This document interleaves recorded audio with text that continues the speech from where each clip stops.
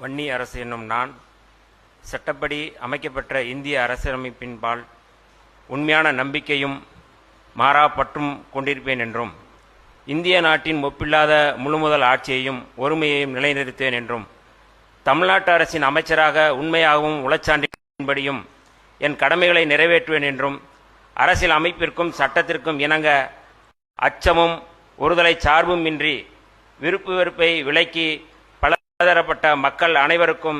நேர்மையானதாக செய்வேன் என்றும் உளமாற உறுதியேற்கிறேன். வன்னி அரசு என்னும் நான் தமிழ்நாட்டு அரசின் அமைச்சர் என்ற முறையில் எனது கவனத்துக்குள்ளாவதும் தெரிய வருவதுமான எந்த பொருளையும் அமைச்சரின் கடமைகளை உரியவாறு நிறைவேற்ற தேவையான அளவுக்கன்றி ஒருவரிடமோ பலரிடமோ நேர்முகமாகவோ மறைமுகமாகவோ அறிவிக்கவோ வெளிப்படுத்தவோ மாட்டேன் என்று உளமாற உறுதியேற்கிறேன்.